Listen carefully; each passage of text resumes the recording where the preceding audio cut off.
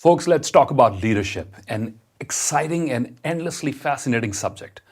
There are people, there are researchers who've devoted their entire lifetime studying it, and yet no one has ever cracked it completely. Perhaps it's not meant to be cracked. Billions of dollars are poured every single year into leadership development in the corporate world and nonprofits and other places. New models come up all the time. New books hit the shelves all the time. Conferences are packed with panels on the future of leadership. Yours sincerely has been a part of many of these panels. And yet, this field keeps evolving. And that's because leadership isn't a formula to be cracked. It's a living, breathing, evolving practice. I'd also like to say up front, as we dive into this video, that what I'm about to share is not the final word on leadership by any means. This is not an exhaustive list. It's just my top 5 plus one bonus. I'm throwing in an extra bonus for folks who watch all the way towards the end. And it's distilled from 2 decades of working with leaders across industries, across continents. These are tips that I believe are most relevant in the world we're living in right now. These times of AI and automation and restructuring and uncertainty and disruption, I'm sure all of these 5 tips, if followed in the spirit that I'm sharing them with you, will lead to immense benefit. And that's what excites me the most about creating content like this, because leaders are powerful people. When you change, it has a ripple effect everywhere across the organization. Your decisions, your words, even your moods have ripple effects across entire organizations. When you bring clarity and energy and optimism, your teams light up. And when you're negative or pessimistic or unclear and uncertain, that spreads too. And that's the beauty and the burden of leadership, my friends, that you and your moods and your visions and your temperament and what you're trying to achieve, your energy, all of these things are contagious. It's also important to set the context regarding the distinction between management and leadership here as we begin. They are not the same thing. Management, my friends, is about efficiency. It's about preserving the status quo. It's about climbing the ladder of success as fast as you can. Leadership, on the other side, is about asking, are we even climbing the right ladder? Is the ladder leaning against the right wall or not? Leadership is about shaking things up. It's about questioning and redefining and reshaping the culture. So I invite you to stay with me all the way through till this entire video. Watch all the way to the end and tell me which one of the 5 tips resonated the most with you. And there's also a little warning, a little friendly warning for everyone. These tips might not yield the best results in the short term, right? If you're looking for some short-term fixes, this video is probably not for you. It's for those folks who want to build something that will endure, something that will outlast you. Let's dive in. All right, my friends, let's dive straight into tip number 1 for becoming a better leader in a changing world, and it's patience. I know most of us hate that word. We live in a world of tight deadlines and delivery pressure and quarterly results. Patience feels like a luxury, something that's outlandish and theoretical. But here's the truth. If you don't cultivate patience, especially in these changing times, you'll burn out as a leader. Your team will burn out and the culture will turn toxic and short-term. You need patience, my friends, to deal with chaos. We need patience to create a great video like this. We need patience to implement new initiatives. We need patience for people to adapt to change and learn new skills and adapt to the new culture that you might be trying to bring. You need patience for conflict resolution, and conflict happens all the time. And I believe one of the number 1 qualities of a good leader is to be a good problem solver. You will need patience for that too. And you will also need patience for your long-term visions to finally come into shape, to bear fruit. That takes time. Here's a simple metaphor to look at it, an interesting metaphor. 9 women working together cannot have a baby in 1 month. It's a biological process that will take 9 months. Having a baby takes 9 months. No matter how much 9 women collaborate together, you cannot have a human baby in 1 month. Some things take their time. Culture takes time. Trust takes time. Transformation, true cultural transformation takes time. And remember, as a leader, you're not just distributing tasks. you're also distributing relational energy. Harvard Business Review had a whole article on this. Relational energy. The kind of energy that lights people up when you look them in the eye or shake their hand. Now, if your tank is empty, if your patience is missing, people feel it instantly, and you're not able to distribute the sort of relational energy that motivates and inspires teams to do the sort of work that needs to be done during transformations. Now, don't get me wrong. Too much of patience can turn into weakness, can be interpreted as a sign of weakness. There are moments when you'll need to be impatient to move fast and break things, as they say in Facebook at Meta, and to disrupt. And great leaders, I know, have the discernment to know the difference, when to push and when to pause. So the question is, how do you build this patience that I'm talking about? Number one, and this is something that works for me, mindfulness breaks. Just take a few minutes of conscious breathing and it'll reset your entire internal clock. Your internal chaos will calm down a little bit. I've spoken about it in detail in our video on developing emotional intelligence. I strongly suggest you go watch that. Number two, learning from nature. I admire farmers, and they are my greatest teachers in cultivating patience. You cannot yell at crops to make them grow faster. You can plant the seed, you water, you wait. Seasons do their work. Time is magical. That's what catalyzes this process. And the same is true for leadership. Number three, meditation. Take daily meditation breaks. My meditation process slows me down from the inside out. Not necessarily slows me down, but makes me more mindful of whatever pace that I'm going at. If I'm going too fast, my meditation tells me, my mindfulness practices tell me this is too fast and, it's reckless and something not good is going to emerge from it. So it's like, reminding yourself that you have to tune your inner instrument, that if you rush, you ruin the melody. So understand that this mindfulness about patience is going to be critical because so many things that you will undertake are going to take time. You cannot just place an order off Amazon or somewhere else and it'll be delivered to you same day or next day delivery. No, great projects will take time to be delivered and you will need patience. And I know patience isn't sexy, isn't trending. You will feel like you're going against the conventional wisdom, that everybody else is winning the race while you're practicing patience. But this is what separates long-term thinkers and short-term thinkers. This is what separates managers from leaders and sprinters from marathoners. And with a lot of patience, I'm now moving on to tip number two, which is getting better at mentoring. Mentoring, not micromanaging, not monitoring, mentoring your teams is a secret to being a great leader in these changing times, because these are the times filled with great upheavals and disruptions. People are scared. They're scared about layoffs. They're scared about AI taking over their jobs, scared about whether the organization will stand by them tomorrow or not, whether you will stand by them tomorrow or not. And in moments like these, they're not just looking for paychecks. Of course, paycheck is the most important thing, of course, but they're also looking for a real human being at work who says, I've got your back. You can count on me. I'll help you grow. I'll walk this path with you. They don't need another training video. They need a real human being who says, we can do this together. I'm here to help you. And research backs us up, my friends. A Gartner survey revealed that 82% of employees believe mentoring is critical to career development, yet less than half feel that they are actually receiving it. So there's a huge gap between what employees are expecting and what they are getting as far as on-the-job development and guidance and mentoring is concerned. And that gap is yours to fill in. It's for you to step forward. It's your opportunity to serve, to not only build skills for the team, but also build trust. And if you leave this just to HR alone, it will never get done. Upskilling right now is one of the top 3 global priorities for people leaders across the world. And HR alone cannot do it. Or a single training program, or if you're waiting for the offsite to fix that skill gap, you'll be waiting forever, because real mentoring happens on the job, in the moment, in the middle of action. And that's why you are the most important part of this entire equation.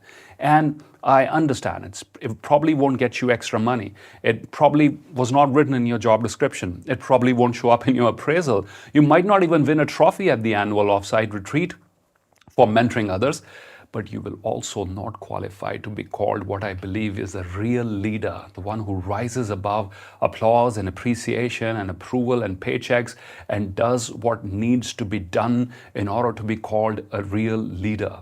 I'd like to share a personal experience here from my own careers. One of the most beautiful phases of my careers, of my hospitality careers, was the 3.5 years I spent at the gorgeous White Horse Hotel in this quiet English town called Dorking in the United Kingdom.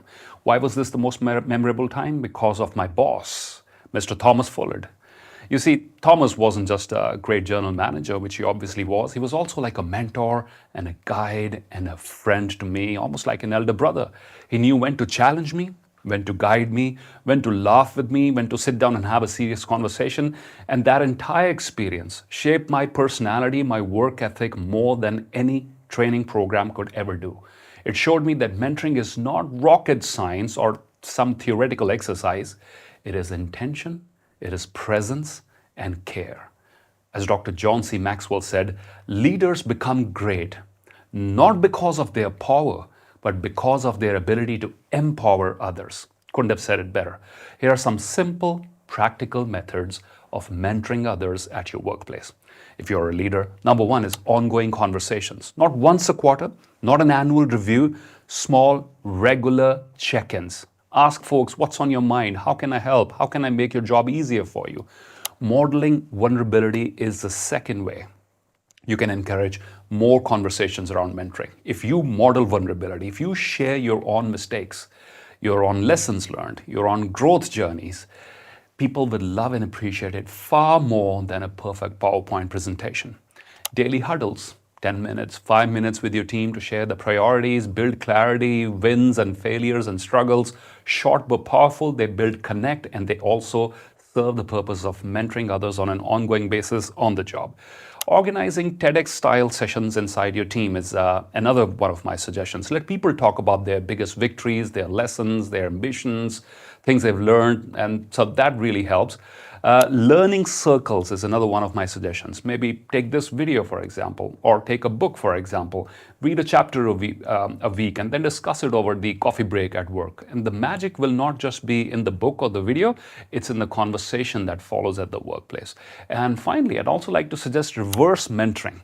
Yes, you heard that right. Reverse mentoring, getting the youngest members, the newest members of your team who probably know more about AI and generative AI and social media or digital marketing, and getting them to teach you, right? Invite them to run something for you, maybe a little presentation, a hands-on workshop. That sort of humility will build trust like nothing else does. And remember, it doesn't have to be formal. Mentoring doesn't have to be formal. It doesn't require a stage or a training module. It requires intention and your presence and your care. As Simon Sinek said, leadership is not about being in charge. It's about taking care of those in your charge. Okay, tip number 3 in learning the leadership skills of the future, being a meaning maker. We've all heard the leaders as kingmakers, leaders as rainmakers and deal makers, but here's one that rarely gets talked about, and in my opinion, it matters the most.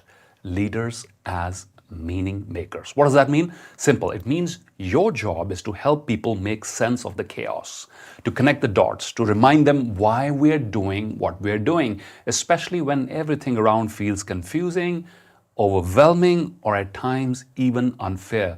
You step into that picture and help them process it, help them make sense of it, right?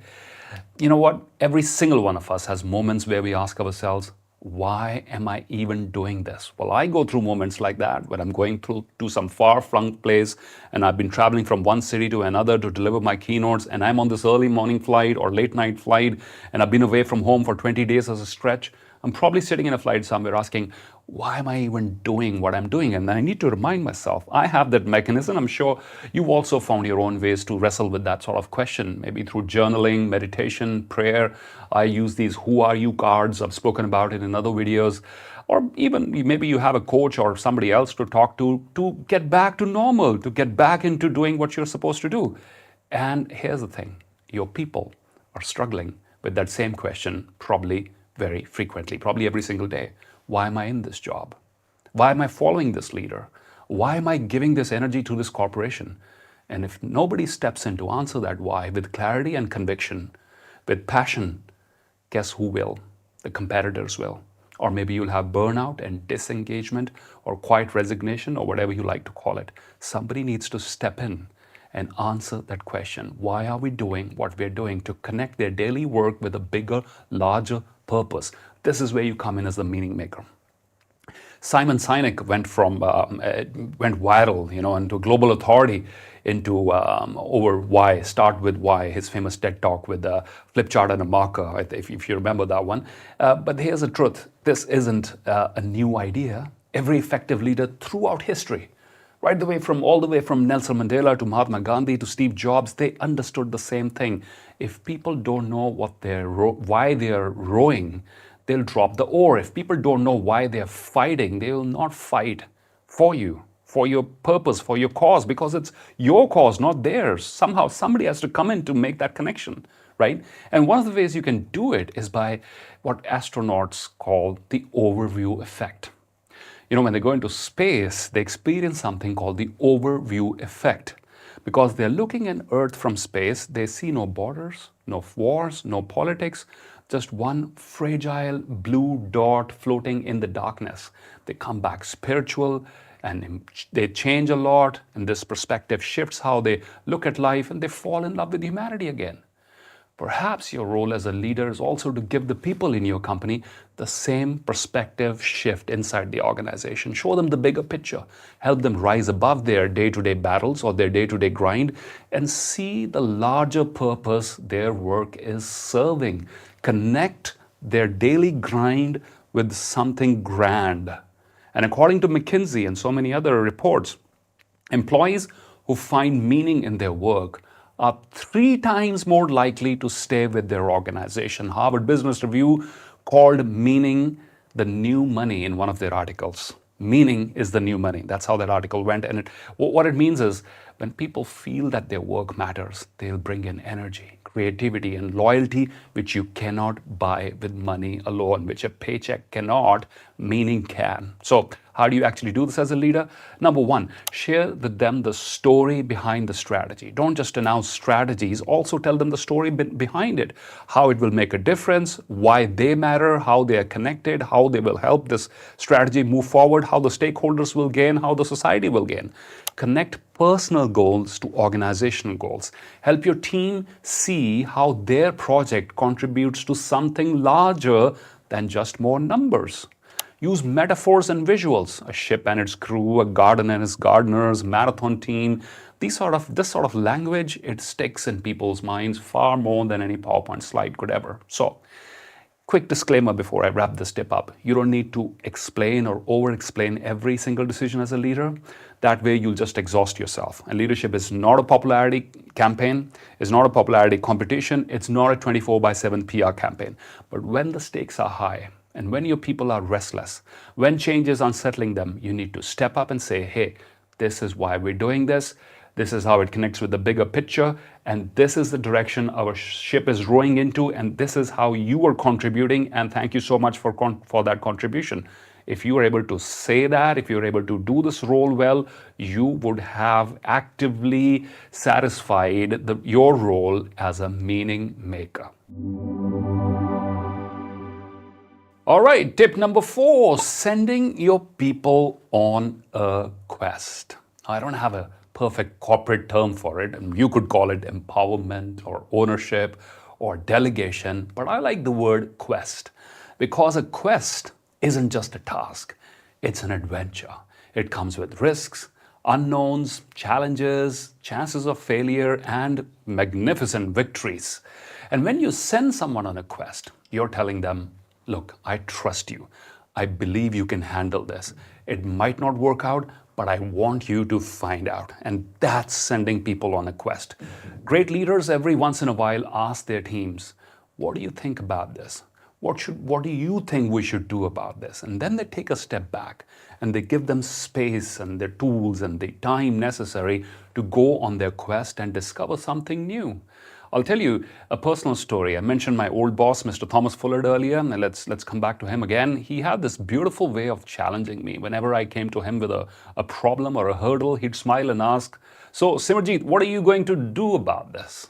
He used to call me Sam. "Sam, what are you going to do about this?" And that one question would change the equation. It would force me to stop waiting for instructions and start taking initiative. And when he would greenlight my ideas, suddenly they weren't just tasks anymore. They were now my projects. That ownership made me show up differently, right? And history is full of leaders, my friends, who sent their people on quests. Mr. Xerxes Desai, I love how he moved the entire Titan Watches team into launching the slimmest waterproof watch in the world. There's a wonderful case study. You can read about it in Porus Munshi's book. That's about Titan watches, how Titan created world's slimmest waterproof watch called the Titan Edge. The Swiss and Japanese watchmakers said it cannot be done, and they were the world leaders at the time. They had declared it impossible. But every time Mr. Desai's team would come back dejected saying, we can't do anything about it, or here's this hurdle, he'd challenge his team and say, what are you going to do about it? Right? That question is so powerful. I want you to type it in the comments. What are you going to do about it? As a reminder to use this question more frequently. That relentless push kept sending his people back on the quest until they would overcome the hurdle and the next hurdle. And finally, the result was, it was India, not Switzerland, not Japan, which gave the world its slimmest waterproof watch, the Titan Edge, which was the outcome of this mindset. What are you going to do about it? The same principle that led to big discoveries. Listen, if Queen Isabella and King Ferdinand hadn't sent Christopher Columbus on a quest, he wouldn't have stumbled onto the new world. If Google hadn't given their employees the famous 20% time to chase passion projects, we might never had Gmail or Google Maps. When you allow people room to experiment, room to make mistakes, room to pursue something they're passionate about, they often surprise you. Sending people on a quest also means that you're giving them permission to fail. And do you know how empowering that is? That is more empowering than any trust fall or any team building exercise could ever accomplish. That's the sort of trust it builds. And that is very hard for leaders to do at the workplace, giving people room to fail. But here's the paradox. People who are trusted enough to fail usually end up succeeding beyond your expectations, because the ownership you give them, or the ownership this equation creates, makes them dig deeper. Responsibility sharpens their creativity.